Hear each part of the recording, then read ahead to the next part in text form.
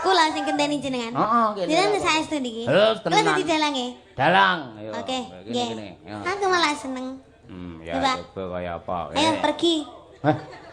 Dalang kon pergi ora. Duh, kan sing dadi dalang aku, Pak. Ya kowe ngangge mic apa kok mic kuwi? Ya mik niki to, Pak. Kuwi ora iso dingenekne kaya aku. Saged. Aku ora iso ngono ya.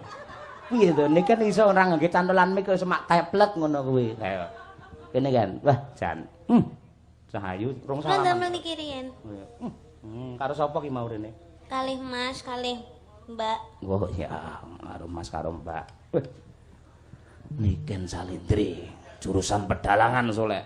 Terus wisuda no jenenge dengan wisudawati Niken Salindri, sarjana seni.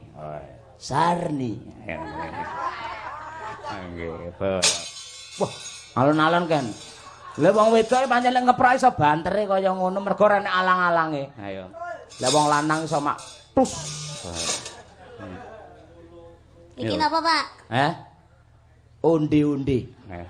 Kena cempala ngono kok ya. Nggih. Ngapa? Goleki, Pak. Golek apa? Ayo. Ngeten iki ngethuke ping pinten, Pak? Ping 5. Dadi ngene, Nduk. Rungokno sik ya, gatekne ya. Sama.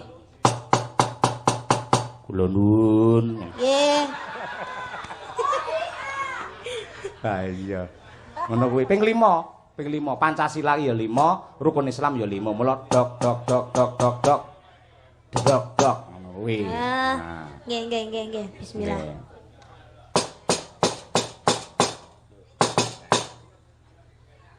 Aja banter-banter ndak dikira dandani lawang.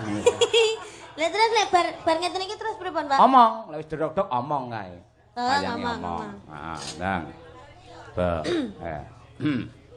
Carane nyekel cempala iki, Pak? Hah? Iki lek anek lengkae ning kene iki to. Lah iki terus drijimu lebokno rene. Oh. Mulai pengalaman iso-iso nyekel dhewe kowe. Oh, nggih, Pak. Ngono kuwi. Oke, siap-siap. Ayo omong bebas. Arepe matur karo Pak Lurah Wengkal boleh, arep menyapa penonton boleh, arepe nembang dhewe ya boleh. Ngono kuwi. Suluk sik gak oleh, Pak? Iso ya suluk. Wis saged to, Pak. Wah, jajal kaya apa.